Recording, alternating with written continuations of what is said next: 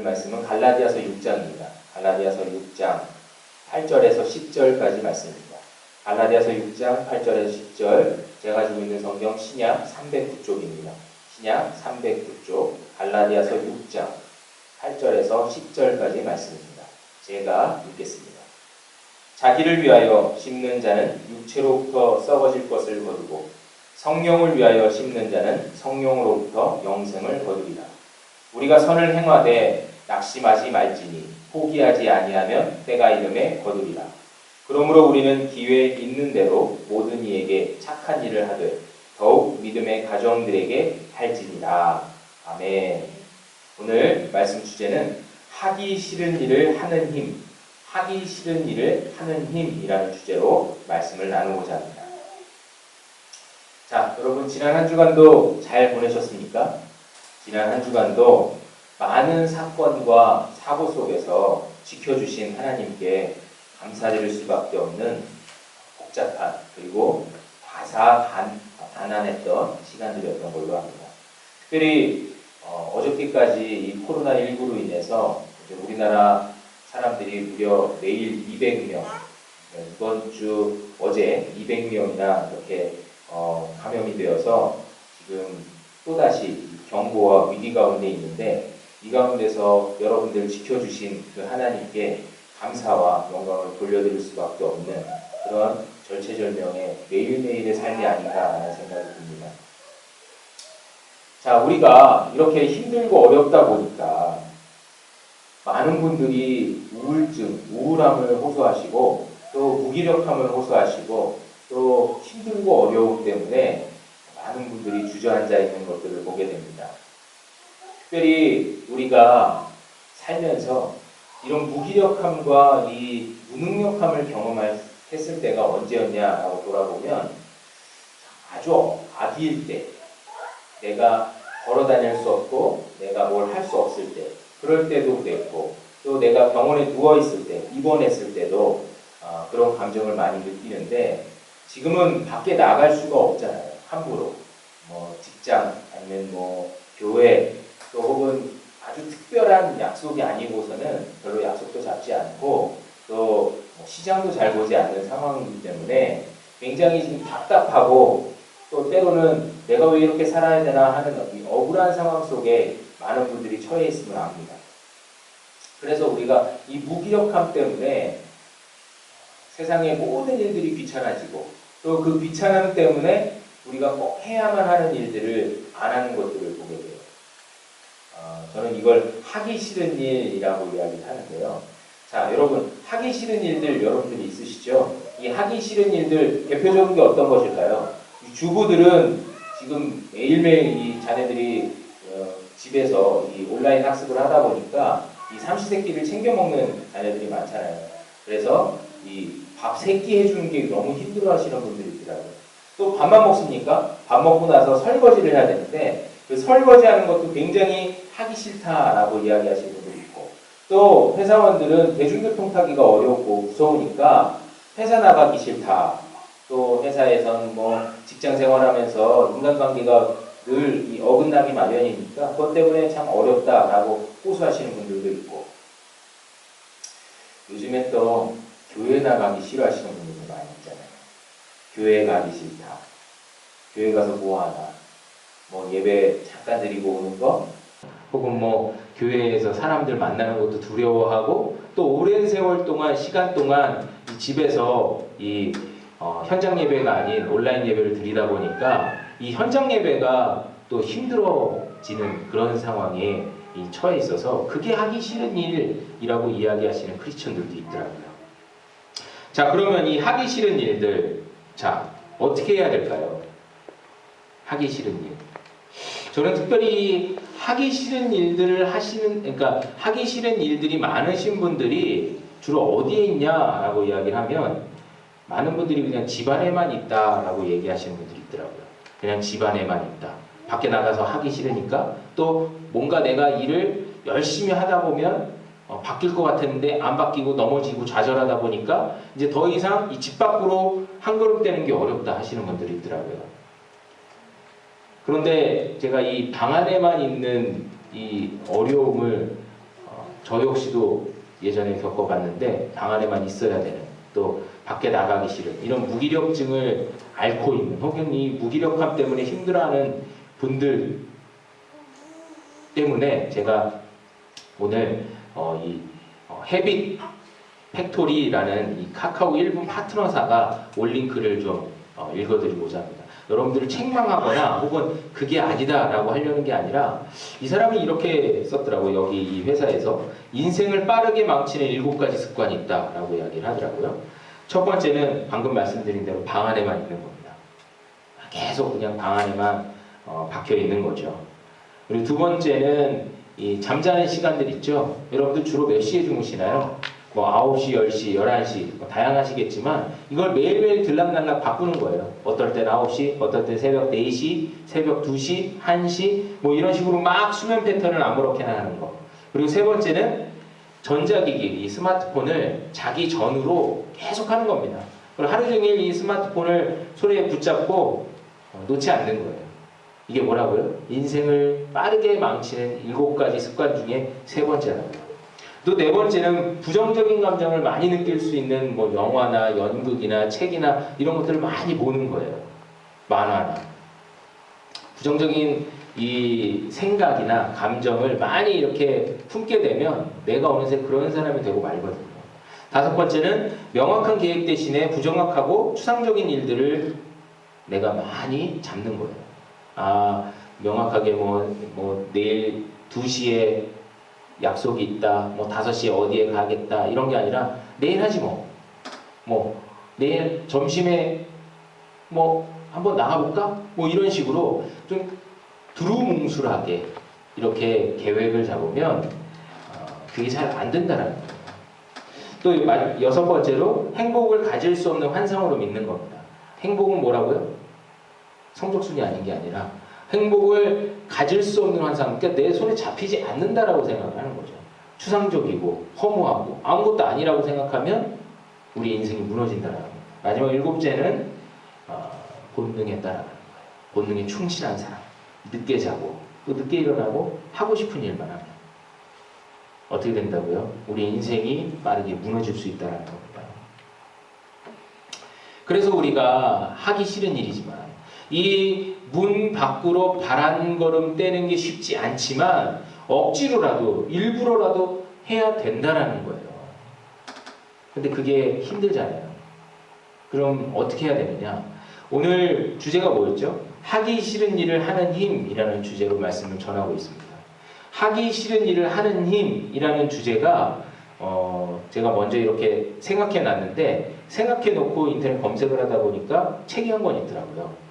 하기 싫은 일을 하는 힘이라는 책이 있습니다. 이 책이 2017년에 이 홍주연 씨라는 분이 쓴 책인데 행동심리학자거든요, 이 사람이. 이 사람이 쓴 책을 보니까 서문에 이렇게 있더라고요. 모든 성취는 하기 싫은 마음을 다스리는 데서 시작한다.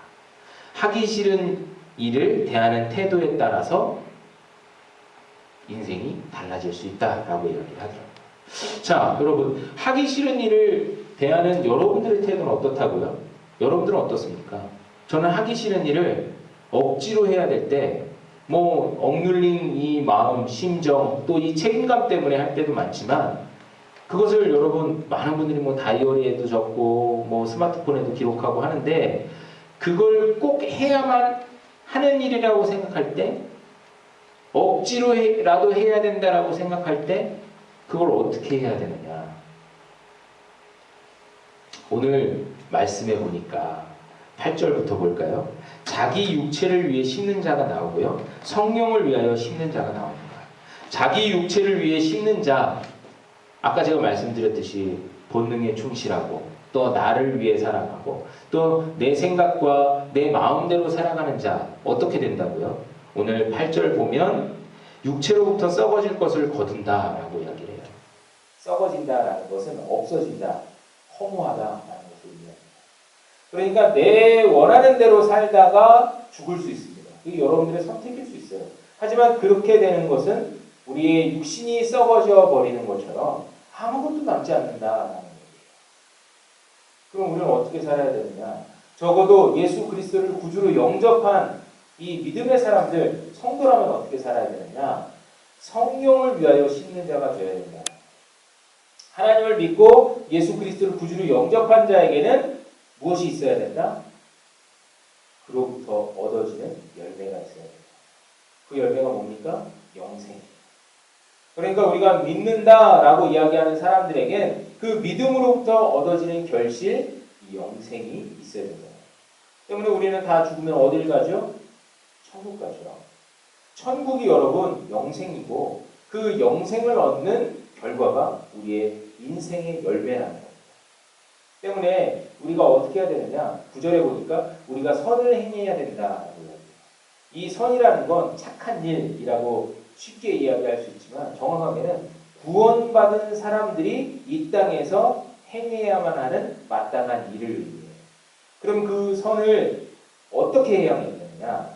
이 성경에서는 몇 가지로 이야기하는데 제가 아까 소개시켜드렸던 이 하기 싫은 일을 하는 힘, 이 책을 쓴 저자 홍준현 씨는 뭐라고 얘기하냐면 이렇게 이 하기 싫은 일을 하기 위해서 내가 어떤 사람인지를 먼저 알아야 되는데 이 하기 싫은 일이 왜 생겼는지를 먼저 알아야 되는데 이 하기 싫은 이유가 있다는 거예요. 첫 번째는 골치 아픈 게 싫은 뇌가 있다는 거예요. 우리의 뇌가 골치 아픈 걸 그냥 싫어하게 이 프로세싱이 되어 있다는 거예요. 이 메모리가 되어 있다는 거예요. 두 번째는 근사하게 보이고 싶은 허영심이 우리 안에 있기 때문에 하기 싫은 거 안 하고 싶다는 거예요. 또 세 번째는 뭐든지 그냥 단박에 얻고 싶은 거죠. 어저께 그 토요일날 항상 8시 전에 하나요? 아니면 몇 시 하더라? 7시 55분에 합니까? 이 로또 돌리는 거였죠. 많은 사람들이 그 시간을 기다리더라고요. 시청률도 굉장히 높아요. 왜냐하면 한 방에 얻고 싶거든요. 뭐든지 한 방에 얻고 싶은 욕심 때문에 우리가 하기 싫은 이유가 있어요. 또 실패에 대한 두려움, 이게 네 번째 이유가 있더라고요. 우리가 이것을 어떻게 그러면 극복해야 되느냐? 성경에서는 똑같이 이 네 가지를 강조하고 있는데 첫 번째는요, 낙심하지 말라. 9절 말씀 보면 우리가 선을 행하되 낙심하지 말지니라고 이야기합니다. 이 킹제임스 버전을 보면 낙심하지 말라 대신에 우리가 지치지 말자라고 이야기하고 있어요. 지치지 말자는 헬라어로 엔카코브라는 단어를 쓰고 있습니다.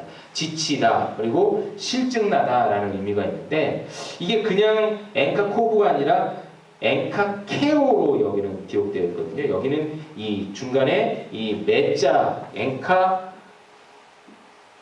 코브 플러스 메가 붙은 거예요. 그러니까 그냥 이게 한 번 지치고 두 번 넘어진 게 아니라 실증난 게 아니라 지속적이고 반복적으로 지치는 모습을 의미한다는 겁니다. 이 정신이 지속적으로 그리고 반복적으로 이 지쳐 있으면 여러분 아무것도 할 수 없는 거예요. 그래서 우리가 실족하면 안 되는 거거든요. 넘어지면 안 되는 거거든요. 우리가 이렇게 넘어질 것 같으면 여러분 어떻게 합니까? 우리는 믿는 사람들이니까 기도해야죠. 근데 이 넘어질 것 같은데 그냥 내버려 두는 거예요. 내 마음을 방치하는 거예요. 그냥 두는 거예요. 귀찮다고 그냥 아무것도 안 하는 거예요. 그럼 여러분 그 마음이 오히려 그 어려움에 그 문제에 이렇게 침이윤 그냥 거기에 쏙 박혀서 빠져나오기가 힘듭니다. 그러니까 우리가 낙심될 것 같으면 하나님께 기도하면서 나아가야 된다는 거예요.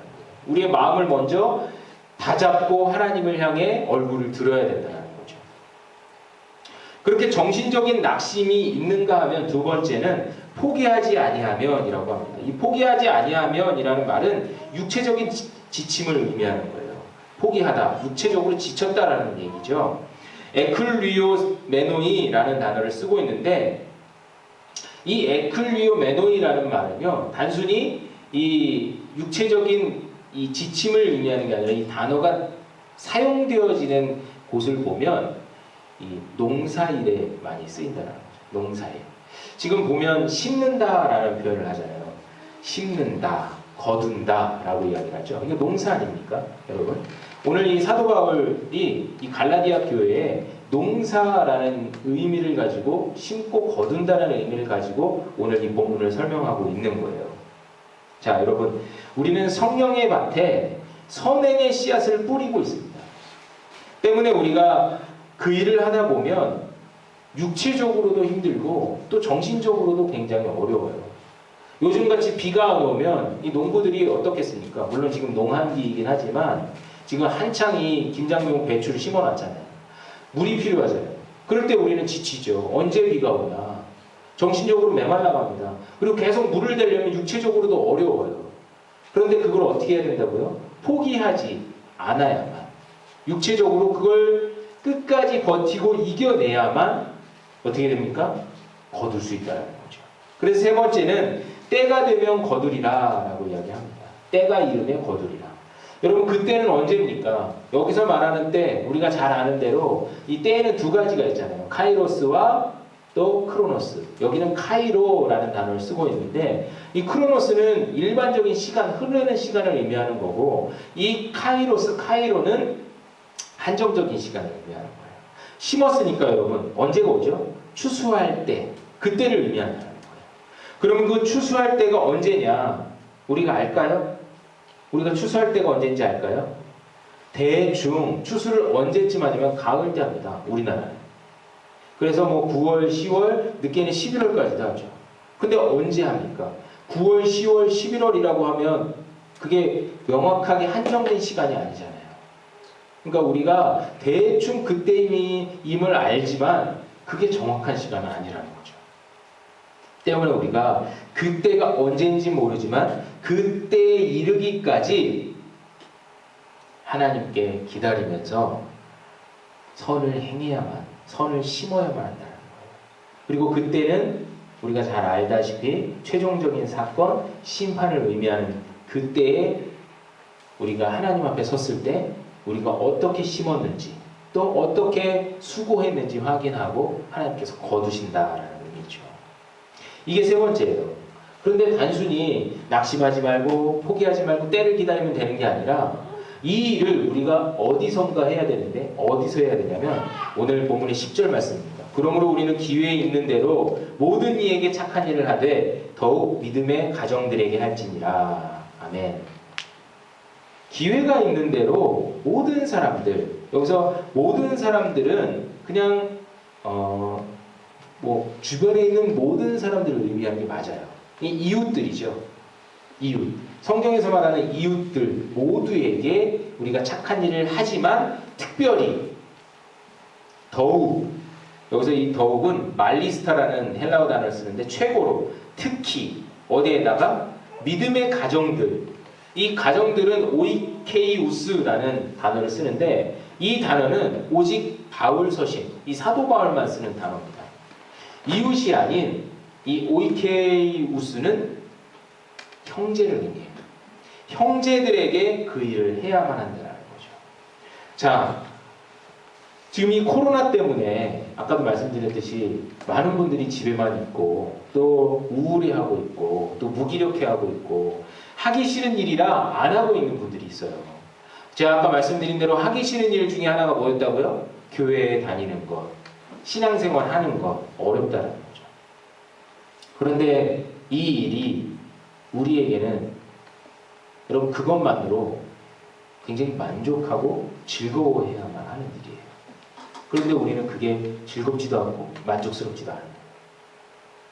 그러다 보니까 우리가 예배도 포기하게 되고 또 예배가 무너지니까 우리 인생이 낙심이 되어서 하나님의 때를 기다리기보다 우리 마음대로 살고 있죠. 이게 우리에게 이 코로나19가 주는 믿음의 사람들에게 가장 어려운 일이 아닐까라는 생각이에요. 오늘 사도 바울이 우리가 코로나에 이 힘들어질 것을 알고 그런 것은 아니지만 모든 성도들에게 권면하고 있어요. 특별히 우리가 이 코로나 때 뭐 교회가 지탄을 받는다. 교회가 손가락질을 받는다. 교회 사람들이 혐오 대상이고 또 믿는 사람들이 혐오 대상이다 라고 이야기하지만 여러분 오늘 사도 바울은 이 갈라디아 교인들이 이 주변의 사람들한테 고통을 받고 손가락질을 받았을지라도 우리 안에 있는 사람들조차 서로 미워하고 또 질투하고 또 힘들게 하는 것이 아니라 특별히 믿는 사람들에게, 믿음의 가정들에게 선한 일을 심어야 된다라고 권면하고 있는 거예요. 여러분, 믿는 것이 죄가 아니에요. 믿는 것 때문에 우리가 행복한 거예요. 살아가는 이유가 있는 겁니다. 우리가 예수 믿는 그 이유 하나 때문에 우리가 이 자리에 있는 거예요. 그런데도 우리가 그것을 까먹어요. 잊어버려요. 하나님만으로 만족합니다. 입술로는 고백해도 여러분, 하나님께서 여러분들에게 허락하신 우리 형제 자매들이 있잖아요. 왜 그들을 위해서는 아무것도 하지 않을까요? 아니, 왜 그들에게 손가락질하고 있을까요? 하나님은 좋은데 사람들이 싫어. 이거 똑같은 얘기예요, 여러분. 거짓말이죠. 하나님 좋은 데가 아니라 하나님도 안 좋고 사람들도 싫어해요. 우리 솔직해지자고요. 하나님이 좋으면 우리의 형제도 우리의 자매도 좋은 겁니다. 우리의 형제와 자매들에게 이렇게 선으로, 사랑으로 심어주어야 된다는 거예요. 여러분, 우리는 사실 마음이 많이 무너져 있습니다. 우리의 연약함을 돌아보는 시간이라고 생각해요. 이 코로나 위기 상황이 우리 한국교회에 그리고 우리 주변에 우리의 연약함을 드러내는 시간이라고 생각합니다. 오늘 우리의 이 연약함이 부끄러운 게 아니에요. 오히려 우리가 연약할 때, 우리의 약할 때 강함이 되시고 우리에게 강함을 주시는 그 하나님을 바라보아야 된다는 거죠. 성령을 위하여 심는 자라고 합니다. 누구를 위하여요? 성령을 위하여. 하나님을 위하여 심는 자예요. 그러니까 이 일이 쉬운 일일까요? 당연히 어려운 일이죠. 어려움에도 불구하고 우리가 하나님을 위해서, 성령을 위해서 심는다면 우리는 영생의 열매를 얻게 될 줄로 믿습니다. 오늘 그런 믿음이 우리에게 있다면 하기 싫은 일을 하게 하시는 하나님께서 우리에게 능력을 허락하시고 그 힘이 되어주시는 그 하나님이 우리가 마침내 그날이 되었을 때 우리를 이끄시고 또 기름 부어주실 줄로 믿습니다. 그 하나님께 의지하고 나아가시는 저와 여러분들이 되시기를 주님의 이름으로 축원합니다. 아멘. 잠시 기도하겠습니다. 하나님 아버지 감사합니다. 우리에게 하기 싫은 일을 하게 하는 능력이 우리 하나님이신 줄로 믿습니다. 많은 사람들이 손가락질하고 또 많은 사람들이 비판하고 비난할지라도 우리가 주님을 바라볼 수 있는 이유는 우리 하나님만으로 만족하고 즐겁기 때문입니다. 우리 하나님이 나를 위해서 예수 그리스도를 보내주셨고 그 예수 그리스도를 십자가에 못 박히고 돌아가심으로 인해서 우리가 구원을 얻었음을 고백합니다. 구원 얻은 자로서 이 땅 가운데 살아감은 우리가 선을 행하고 의로운 자로 서 있어야 함을 고백합니다. 우리가 이 일을 감당할 수 있도록 낙심하지 않게 하시고 포기하지 않게 하시고 마침내 그때가 되도록 우리가 인내하며 주님을 바라보게 하여 주옵소서. 특별히 이 일을 우리 이웃들에게 그리고 가장 가까운 우리 형제자매들에게 뿌리기를 원합니다. 우리가 선을 행할 수 있는 능력이 하나님께로 왔음을 고백할 때 그 일이 특별히 우리 형제들에게 자매들에게 전하는 능력이 될 수 있도록 주님께서 함께하여 주옵소서.